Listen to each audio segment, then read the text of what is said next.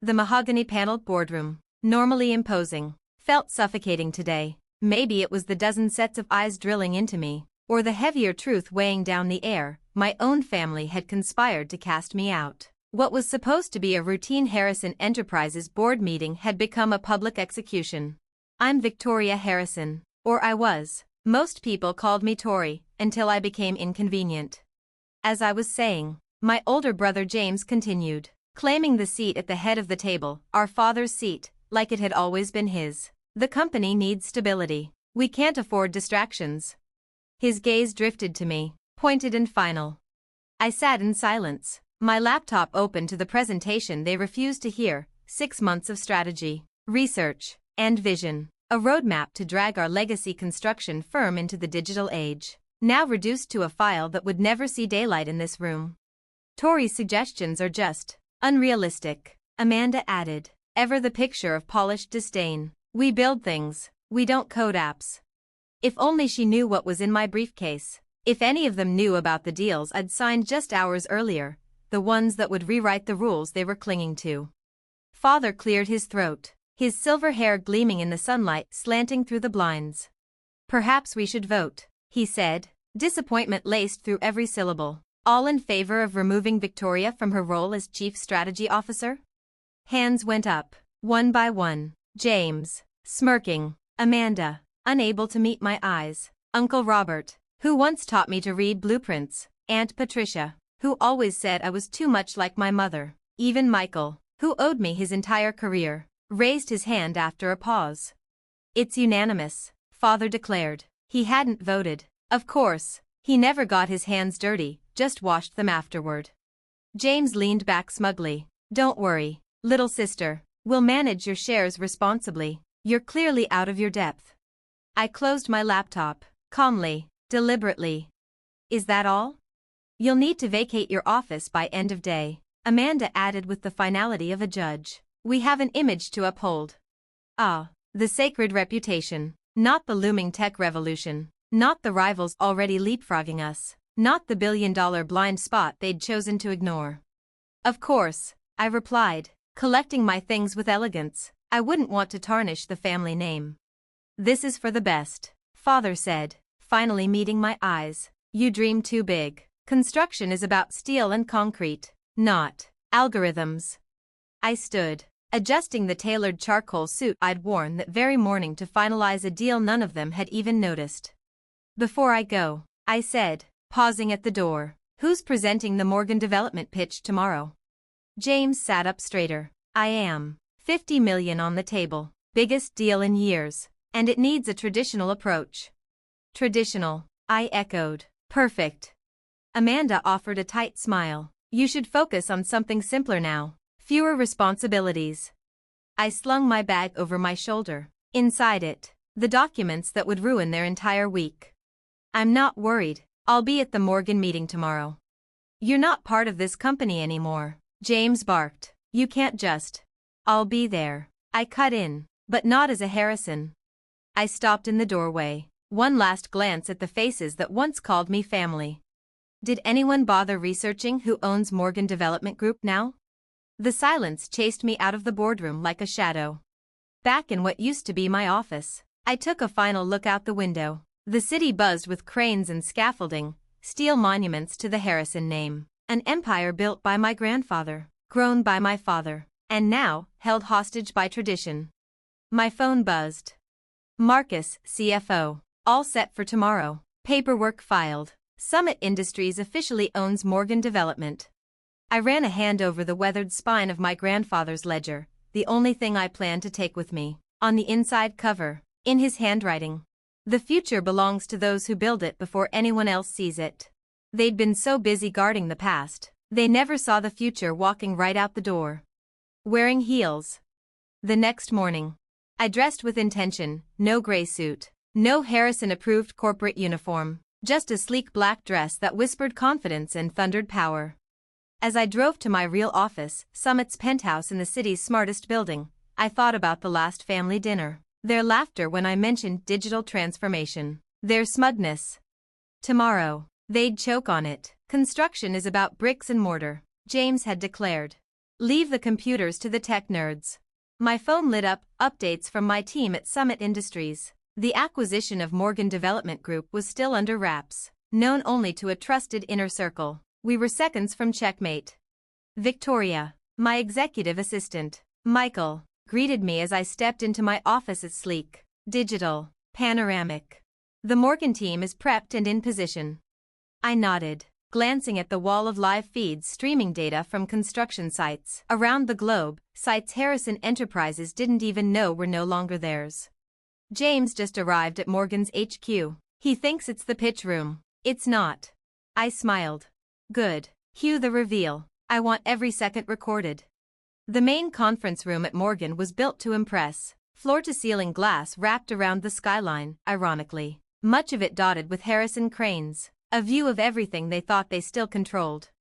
I sat behind the smart glass walls, currently frosted for privacy. One tap, and the view would shift from blurred illusion to brutal reality. James entered first, chest puffed, pitch folder in hand, swagger dialed to 10. Amanda followed, arms cradling outdated scale models. So analog, so predictable. Father was last, regal in his tailored suit. They took their seats, oblivious to the hidden cameras quietly capturing every twitch, every tell. Are they late? Amanda asked, glancing at her watch. No, I said, pressing the button. The glass cleared, and so did their expressions. James blinked, his folder slipped.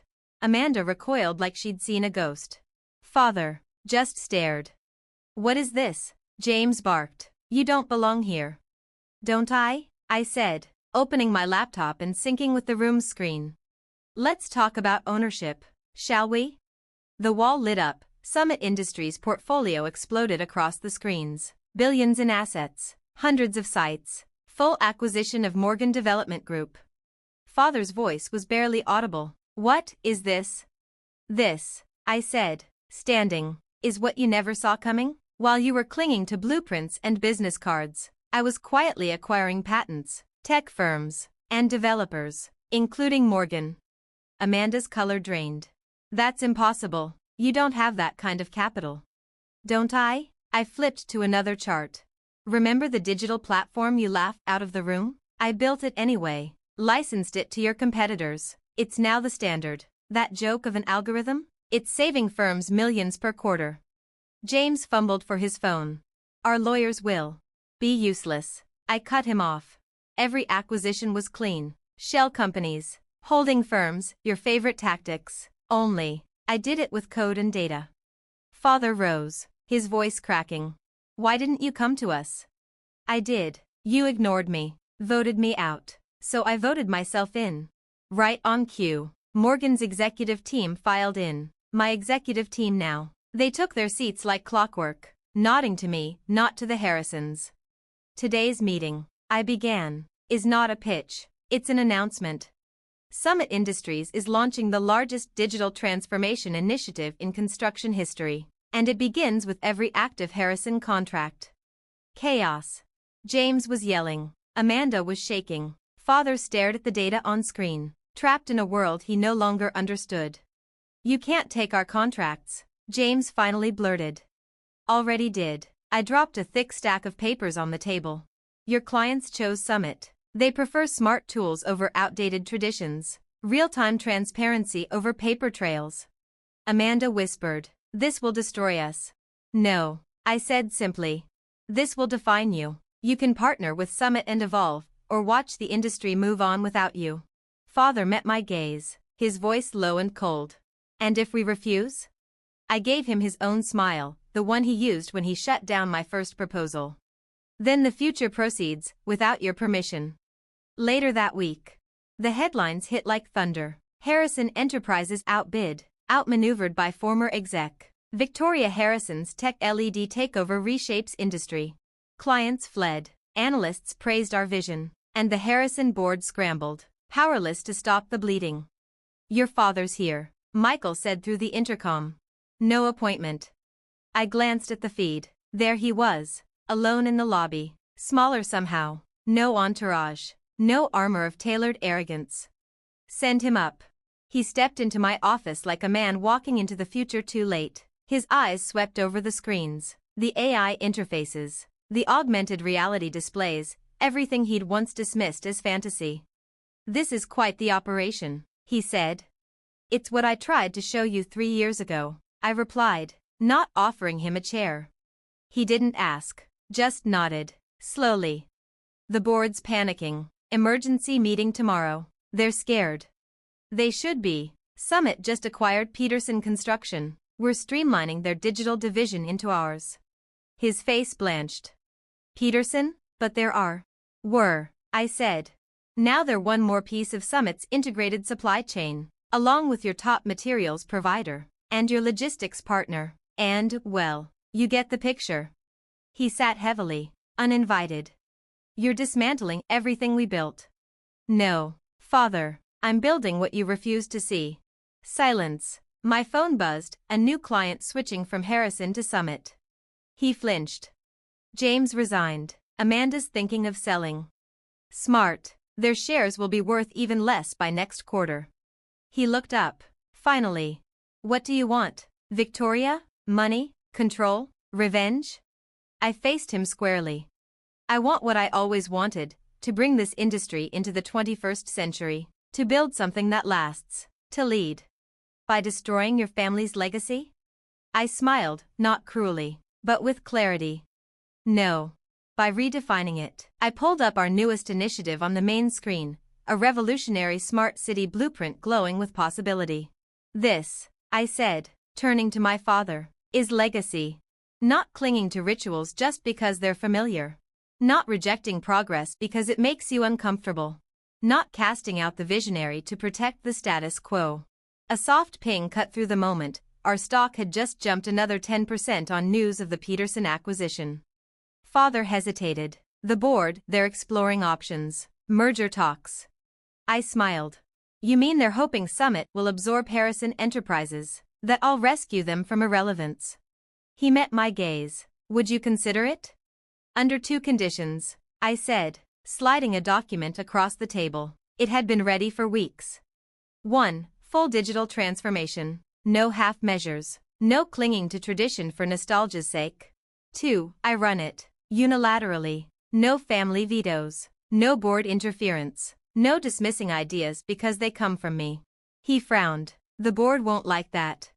"They don't have to. In 3 months, Summit will control 60% of construction tech. In 6, any company not using our platforms will be shut out of the biggest contracts in the country. They can be part of that revolution, or become a case study in what happens when you bet against the future." He stared at the offer for a long moment. "You planned this, all of it?" I shook my head. "I planned to build it with you. You forced me to do it without you." My phone buzzed, photos of James clearing out his office. Poetic. "If we agree to this," Father said carefully, "what happens to the family?" "That's up to them. Amanda has potential, if she stops trying to sabotage every room she's in. James, well, maybe the family business was never really his dream. And me? You get to decide if you're willing to learn from your daughter." To admit the quiet one at family dinners might have seen something no one else did. He stood, straightened his jacket, hands trembling slightly. "The board meets at 9 tomorrow." "I know," I said with a small smile. "I own the building they're meeting in." At the door, he paused. "Your grandfather, he would have been proud." I nodded. "He left me his journals. He wanted this future. He just didn't live to build it. You were too busy preserving his methods to see you were betraying his vision." The door clicked shut behind him. I turned back to the glowing screens, the data, the cranes moving steel on sites my family never knew I controlled. A message popped up. "Morgan project groundbreaking scheduled. Press wants to know, should Harrison Enterprises be mentioned?" I paused, thought of family, of what legacy really meant. Then typed, "Yes. Tell them it's a story of evolution. That sometimes, you need to tear down the old foundation to build something stronger. Because success isn't just about proving people wrong. It's about proving yourself right. And the sweetest revenge isn't destruction. It's creation." The family that voted me out would learn that lesson tomorrow. And the day after. And every day after that, as the woman they dismissed quietly rebuilt the industry they thought they owned. I picked up my grandfather's old journal, its final entry etched into memory. The future belongs to those brave enough to build it. I looked out across my city, across the towers and cranes now bearing my company's name. And I smiled. Because the future? It belonged to me now.